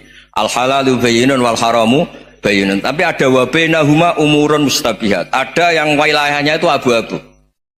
Misalnya ada perempuan cantik, misalnya contoh paling gampang. Kalau kamu ajari secara serius, kamu bisa aja tergoda jadi fitnah. Tapi kalau orang soleh gak berani ngajarin, kemudian digunakan orang fasik, malah menjadi orang nakal, kita juga tanggung jawab. Kamu mau tegas gimana? Wilayahnya sama-sama mungkin. Wilayahnya sama-sama mungkin. Yang dekat pejabat mungkin terkontaminasi KKN. Tapi kalau pejabat gak dekati orang soleh, punya perilaku yang gak soleh, yang repot juga Indonesia kan? Nah hal-hal seperti itu kita tidak perlu ngambil sikap. Maksudnya nggak usah ngambil sikap, ya kita buktikan kalau milih satu madhab, kita buktikan semuanya lebih baik, semuanya lebih bermanfaat, semuanya lebih berperadaban. Karena nggak bisa dihindari wa bainahumain. Termasuk nyuwun sewu, saya mohon maaf sama mulai Pak Harso, Pak Lutfi sampai Pak Fathul Wahid. Saya ini termasuk kiai yang nggak suka dekat sama orang-orang top. Bukan karena hasud. Memang konstitusi kiai harus gitu, la tamuddanna ainaika. Kenal orang lebih tinggi itu kan resiko. Misalnya saya kiai desa, mungkin punya keri tua sudah seneng, punya kijang tua sudah seneng. Gara-gara kenal Pak Wahid naik Camry, waduh kok saya kalah itu. Kenal orang itu kan resiko. Mungkin dosen-dosen sini kalau kenal saya di Rembang juga resiko. Di sini gak ada cium tangan, melihat saya di sana, wah gak enak jadi dosen. Jadi memang harus dibatasin. Sekiranya mungkin orang terus, karena latamud dan nanawa, ainaika ilham. Kamu jangan sering melihat orang lain yang mungkin secara lahir dapat nikmat yang lebih tinggi timbang Anda. Kalau kamu gak bisa ngelola hati Anda bisa hasut, Anda bisa dengki. Paling tidak Anda bisa ada syukur. Saya itu sering didolani pejabat. Juga sering melihat pejabat di TV-TV. Naik mobil aja ada yang naikkan. Bahkan kalau wudhu itu anduk aja ada yang bawa. Itu kalau yang gak kuat, wih naik jadi pejabat. Ya makanya terus konstitusi kiai itu mengatur, sudahlah, mata kamu itu kamu batasin. Jangan melihat sesuatu yang potensi ya, potensi menjadikan Anda tidak nopo syukur. Gara-gara Nabi Dawud itu terlalu nopo lugu. Kan masyhur itu ada seorang perempuan cewek diperkosa 3 tokoh. Kila 4, pokoknya 3 aja diperkosa 3 nopo tokoh. Bareng cawe wedok niku hamil, jadi gunjingan. Dilapor ning Nabi Dawud. Sebenarnya 3 orang ini tersangka, 3 orang tokoh ini tersangka karena disebut perempuan tadi. Misalnya yang merkosa aku si A, si B, si C. Bareng pas niku Nabi Sulaiman jek umur 13 tahun. Bareng neng mahkamah Nabi sinten Dawud dibenarkan napa wong lanang telu wae. Perkarane ora ngaku, ora ana bukti. Tetapi pangeran ngersakno iku lucu. Wong telu mau terakhir malah muni ngene. Wah, paling diperkosa asu niku. Maksudnya paling sing merkosa napa asu. Barang Bali cawe itu tersiksa terus napa jenenge Nabi Sulaiman ngendikan ngene, andekan hakimnya saya pasti keputusannya tidak seperti ini. Nabi Dawud dengar itu terus ya sudah kamu saja yang memutuskan. Akhirnya walhasil wong telu wau napa wong telu napa wong papat niku ditahan diceluk oleh Nabi Sulaiman. Jaremu semerkosa asu. Iya, ngucan Sulaiman umur 13 tahun. Rupane biasune kuwaget dan ana rupa abang gitu. Wes dipisahno neh. Dadi gak bareng ditanya. Ya model polisi kan. Mestinya polisi sing model Sulaiman mungkin. Dicelukne sing sitok. Jare muni asune apa? Putih ya. Terakhir muni asune apa? Ireng. Bareng dikonfrontasi kan gak janjian dikonfrontasi, jawab sitok muni putih, sitok muni ireng. Sitok muni apa? Jare roh kabeh wong telu roh bareng, jare serentak roh bareng dadi seksi aja iku diperkosa asu. Jare roh serentak bareng diperkosa asu kok wong telu muni asune, sitok muni abang, sitok muni putih, sitok muni napa? Ireng. Akhirnya ketok goroe terus dihukum.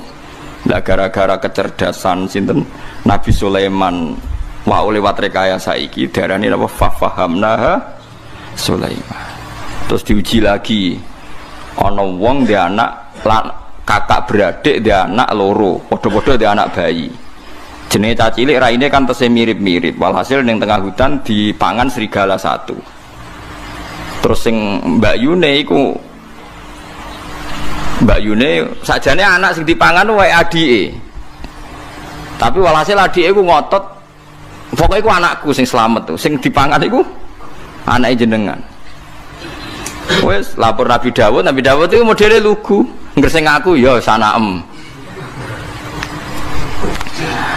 Barang Nabi Sulaiman ya gremeng senengane. Mulane gremeng ya oleh. Keputusan kok ngono. Cara aku hakime ndak seperti itu. Nabi Dawud tapi demokratis. Ya tidak apa-apa, kamu saja yang memutuskan.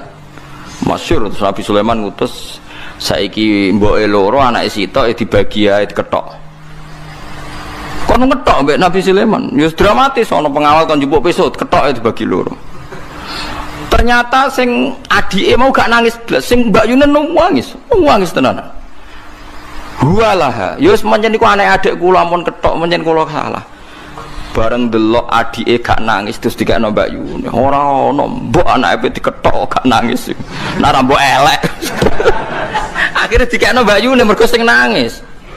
Mergo seorang ibu pasti gak ridho anake diketok. Adike tenang ya pas anake diketok. Paling pikiran ora anakku wae ketok Allah. Paham sih kalau maksud. Artinya Sulaiman duwe akal, atau direkayasa cara bahasa saniki supaya ketok asline di sing seorang ibu, di sing enggak seorang ibu. Itu disebut nama fahamnaha Sulaiman. Sulaiman itu yang cerdas tenan. Lha iku terus kecerdasane iku kegawa nganti tuwa, tapi terus tuwa-tuwa nganti urusan wong wedok barang masyhur. Jadi Ratu Bilqis itu terkenal ayu banget. Tapi jin-jin iku mantel. Sulaiman wis bojone akeh. Ana wong ayu penguasa Yaman. Bilqis niku. Kabeh dirabi pisan, cek ora ngajari Sulaiman, kabeh wong apa dirabi. Akhirnya Bilqis iku jin iku ngekeki hembusan fitnah nak Bilqis iku wayu tapi sikile kaya napa jaran. Kaya jaran iku maksude ana napa? Ana ulune. Elek pokoke ana ulune. Wayu tapi sikile ana ulune.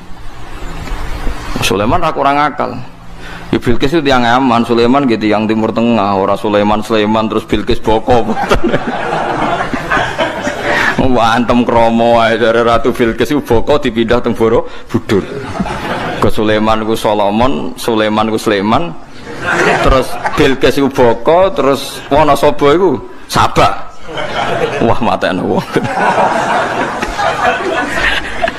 Kalau kadang ditakoki tiyang, buku ngoten niku sepundi Gus? Yo hukume wong nganggur.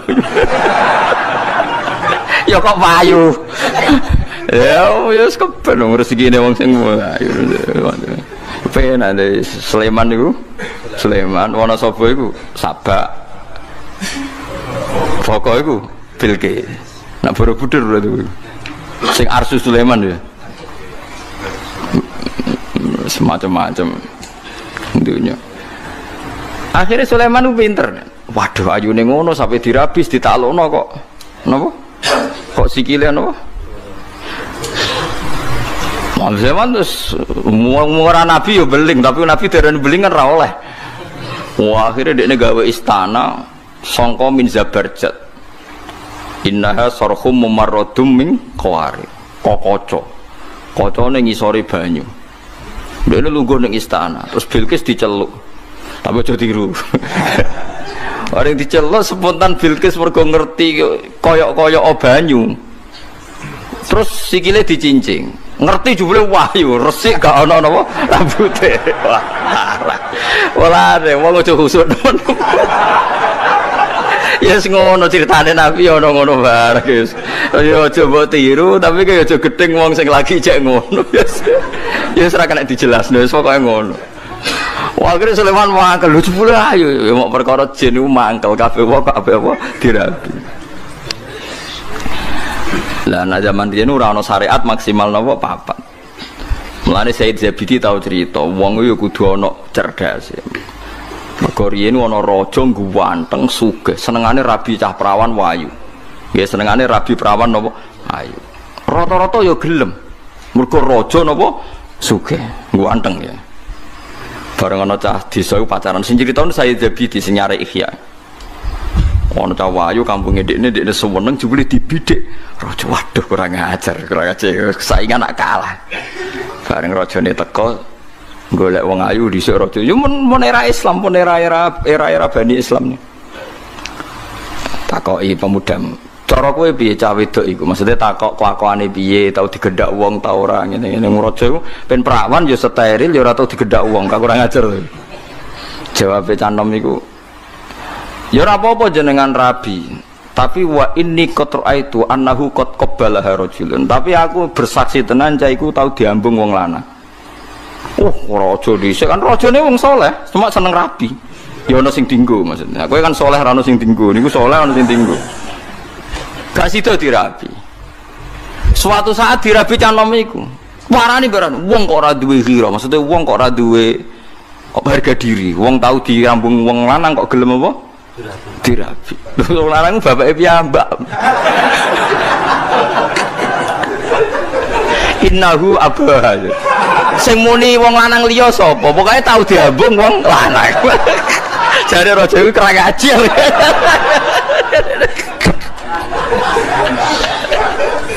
Sing muni wong liya sapa? Oh, tapi cawe wedok nu biasa diambungi tiang lanang. Akhirnya raja kan gak minat, waduh biasa diambungi wong lanang. Suatu saat dirabi cah iku raja ngerti. Lha kok rabi kuwe wong kok gak duwe cemburu, gak duwe harga diri. Lah rumasane jenengan sinten wong lanang? Jaremu diambung lan niku bapak.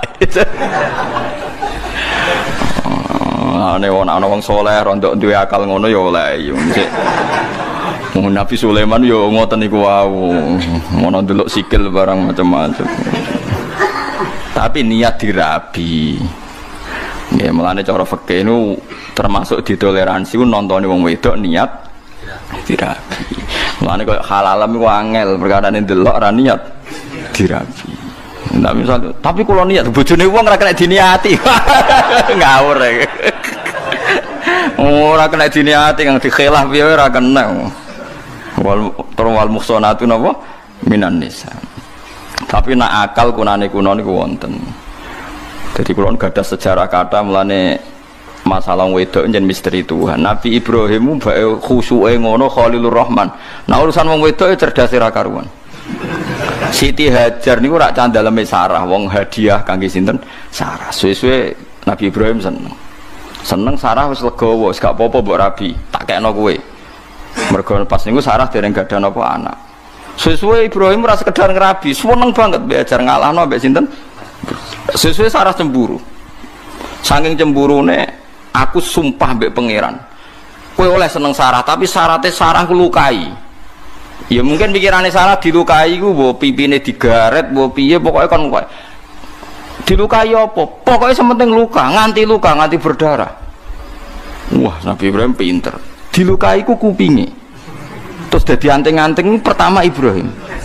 Bareng dilukai kupinge digoni anting tambah ayu, tapi Sarah wis ra iso berkuting perjanjiane pokoknya dilukai. Seneng pas dilukai dicoblos. Seneng Sarah pertama. Kemudian dari Said Zabidi ketika Imam Ghazali darani anting-anting iku hukume bid'ah. Cara Said Zabidi ora apa-apa. Piye-piye anting-anting pertama sing gawe iku Nabi sinten Ibrahim. Jadi wong lanang lu gula, anak urusan wong wedok iku yo do pinter-pinter maksudnya. Padahal iku Nabi sinten Ibrahim. Lah kowe termasuk wis ra pinter, cara kula wong saiki wis termasuk wong ra pinter. Ngger wis saleh, khusyuk ya wis entek ceritane pun. Jadi kayak kudu roh cerita ngoten-ngoten niku. Ya mau gue iling-ilingan kang nak mulane ora oleh khusyuk nemen-nemen kaya wong khawarit. Wong khawarit ku ilang akale, kula nak darani ilang akale. Misale wong khawarit ora wong khusyuk rabi papat, pikirane wong lanang kok hipersek. Berarti kaya wong barat nuduh Nabi Muhammad hipersek. Padahal umpama nganggo pikiran nubuwah sederhana. Kowe nak di bojo sitok nglahirno wong papat, berarti nak papat nglahirno piro? Papat ping papat piro? 16. Lah nek saiki misale kon ngekeng-ngekeng umat Islam sing urun papat mbek urun 16 akeh endi? 16. Asal dadi wong saleh kabeh lho syaratnya. Artinya sebetulnya kita sederhana. Kenapa Nabi bojone akeh? Karena tambah banyak berarti memperbanyak umat Islam. Lho soal kowe ra wani nglakoni alasane iku mau nglahirno sitok wae papat nakal kabeh. Lah nek 16 tambah kala iku sing masalah kowe ra sunat iku perkarane anak papat wae beling kabeh. Lah kok 16. Tapi kan kita itu aja sampai terus pikiran itu urusan hiperseke, urusan kita di pikiran nubuah. Nak wong wedok itu alat reproduksi, nak produksi wong soleh, nggih berarti baik. Lah kalau baik tambah banyak, tambah baik. Yaiku sing dilakoni para nabi, nabi kabeh garwane akeh.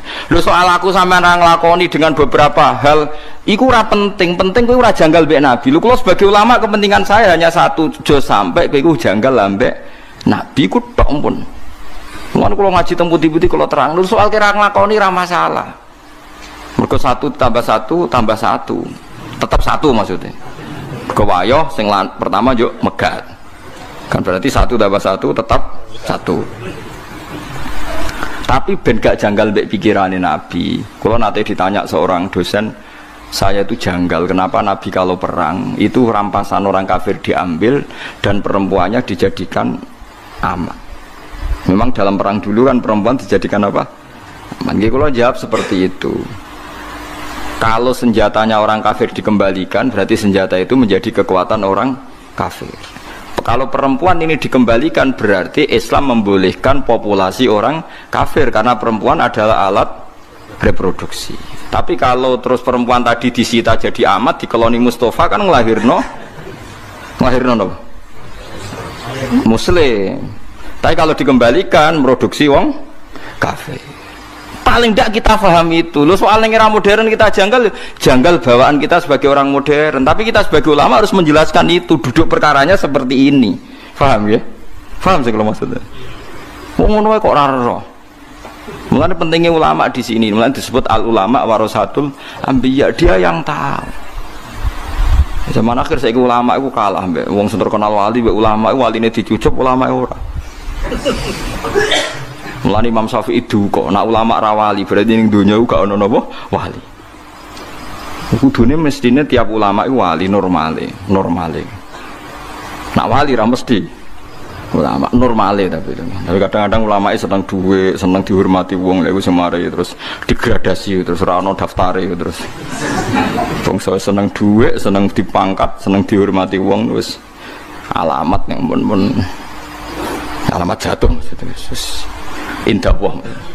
Jadi paham ya, terus logikanya seperti itu. Kenapa dulu kalau perempuan perang kalah niku disita? Ya contoh paling gampang niku sinten niku sing disita Nabi saking tiyang Yahudi Sofia. Sofia niku anake raja Yahudi, ra trimo raja biasa raja napa Yahudi. Bapake iku ketuane tiyang napa Yahudi jenenge Huyai, Sofia binti Huyai bin Akhtab. Niku dhe paman. Sofia niku menangi pas pamane jagoan mbek bapake. Bareng Nabi mun urip teng Madinah. Niku bapake mbek pamane jagongan ngene. Dik, nak ngundang adike iku misale Dik, iku rak Muhammad sing ana ning kitab Taurat. Saiki iku wis bener manggon ning Yasrib. Dadi alamate Nabi wis kakean. Sedurunge akeh tenan ayo udah dipateni ya. Iku Nabi tenan. Sofia iku krungu. Barang krungu jan Sofia aja pinter wong anak Yahudi ora pinter. Dekne melok perang ben kecekel, ben kalah. Mergo ben ketemu Nabi Muhammad. Mergo dekne roh jagongane bapake. Barang perang kalah tenan.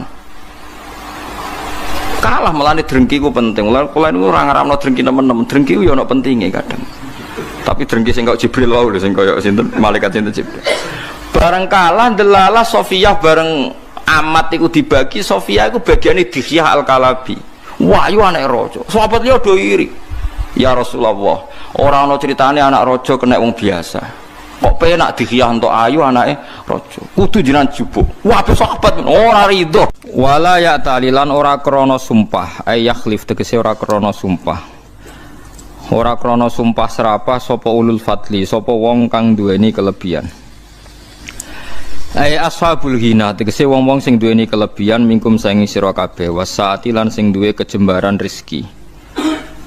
Ayu tu Allah yutu tegese ora bakal maringi sapa ulul fadli, ora bakal maringi ulil kurba ing pira-pira wong sing duwe unsur kerabat, wal masakin lan ora maringi ing pira-pira miskin, wal muhajirin lan pira-pira wong sing hijrah fi sabilillah ing dalam dalane Allah. Nazalat tumurun apa iki ayat fi Abi Bakrin ing dalam Abi Bakar. Halafa sumpah sapa Abu Bakar ala yunfika yen ta ora nafaqah ya ora nginfaki sapa Abu Bakar ala Mistah ing atase Mistah. Mistah niku jeneng lanang. Wa te Mistah iku ibnu kholatihi. Anake bulike Abu Bakar. Miskinun te Mistah ya miskin, muhajirun tur wong sing hijrah.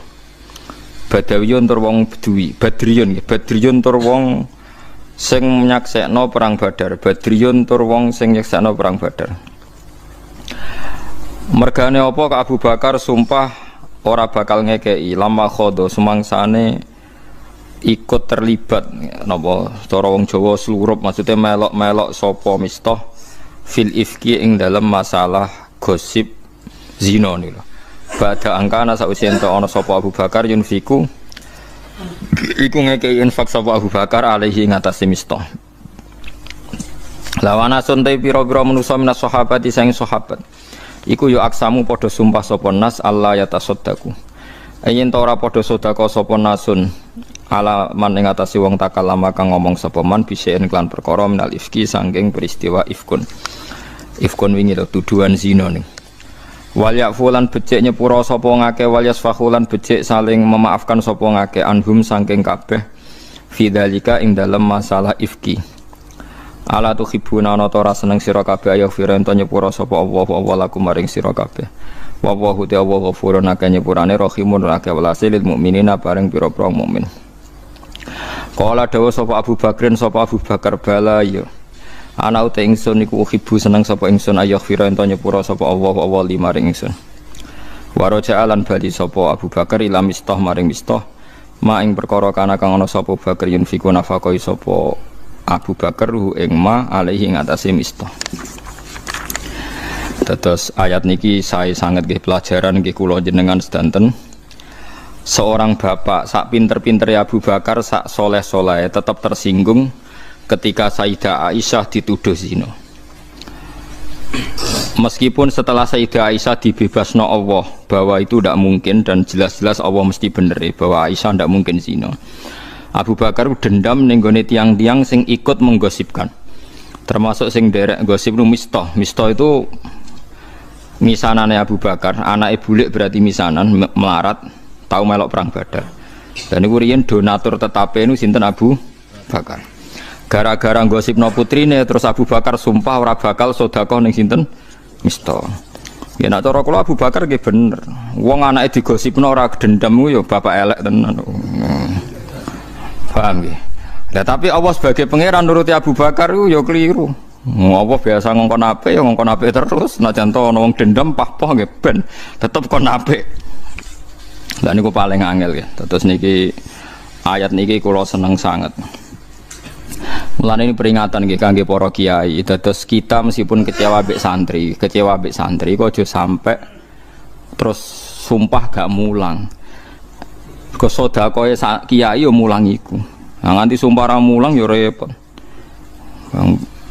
Dadi ngeneng yo oleh, didik yo oleh tapi aja terus ndadekno ora ngamal apik. Mulane wonten ayat wala taj'alu waha urdatal li aymanikum antabarru. Jangan sampai Allah kamu jadikan satu penghalang untuk melakukan kebaikan. Hanya Anda karena kadung pernah meminjam nama nopo Allah. Di misale demi Allah aku ora bakal ngomongi wong iku. Pas ape rukun eling, lah wis kadung sumpah ya. Nak damai rak melanggar sumpahku.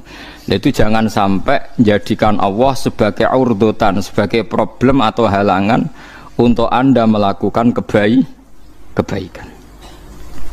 Difaham ya? Niki memang ayat luar biasa. Tetes Abu Bakar sebagai seorang bapak nggih dendam Aisyah digosipno. Dan itu sah. Cara kula normale bapak nggih ngoten niku. Nggih normale bapak nggih derek dendam sama orang yang menyakiti putrinya. Tapi normale hukume Allah benten. Hukume Allah ngutus Abu Bakar wong mampu biasa istiqomah donasi bantu Mistah ya kudu bantu terus senajan to atine gelo mergo Mistah nderek gosipno sinten Sayyidah Aisyah. Niku hukume pangeran paling angel, cocok ra cocok nek perintah Allah kudu nglakoni. Lah nek gelo mbok turuti ra ono wong apik ning donya. Kowe ya biasa to gelo mbek kanca, mbek dulur, mbek bojo. Terus kowe ape ra bojo-bojonan mergo gelo. Loro kan guyu ora siap Den. Masuk dekne cah elek lah ra siap, ra payu rabi ku ra siap. Gelo mek kanca terus ra kanca-kanconan. Sekabe kancanan mbek opo? Ora iso. Mulane Nabi Musa nate tanglet nang pangeran. Kula nate maos niki teng Ihya teng kitab Khilyatul Auliya beberapa kitab.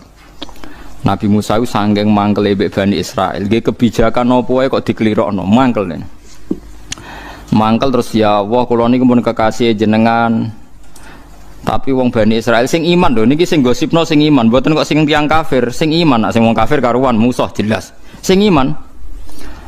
Ya Allah, kali ini saya minta satu hal. Supaya cangkeme Bani Israil mboten elek teng kula. Ben kula niku nyaman mbek wong-wong Bani Israil sing iman mbek kula. Jawabe apa sebuti? Ya Musa, hadza syai'un lam astafihi li nafsi, fa kaifa asna'uhu bika. Menedek kowe sasa, aku wae sing pangeran, sing maringi rezeki, sing ngekeki nyawa wae dikomentari ra enak. Apa meneh ke trimo nabi? Jadi pangeran ternyata yo krasa juga.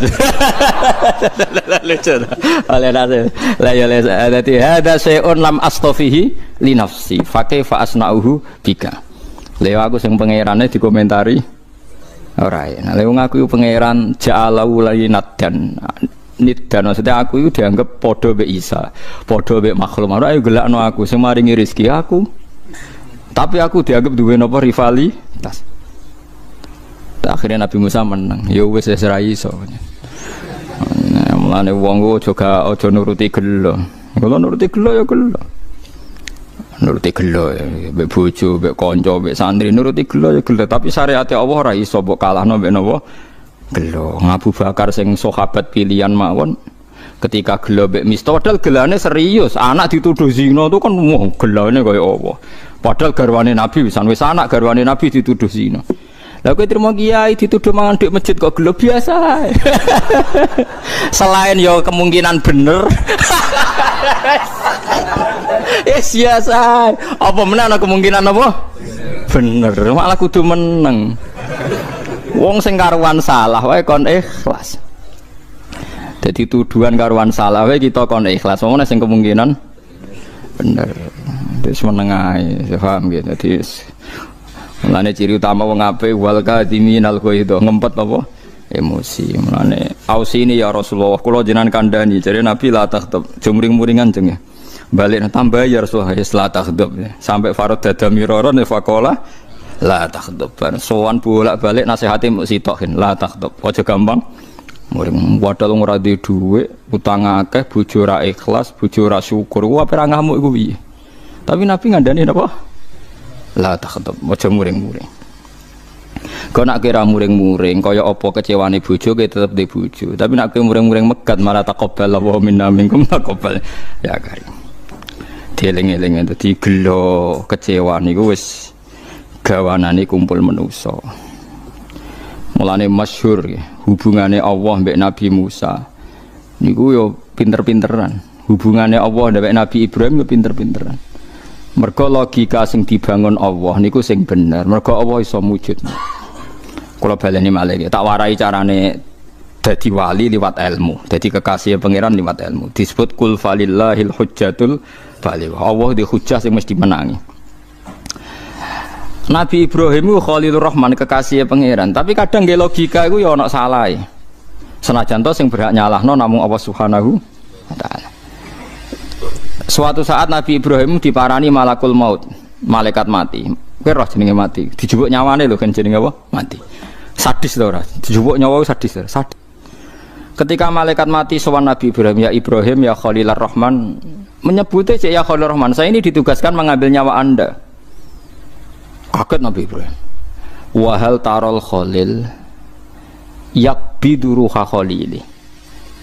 Kowe roh ana kekasih kok tega mateni. Nyakiti yo ora tega, kok iki kekasih kok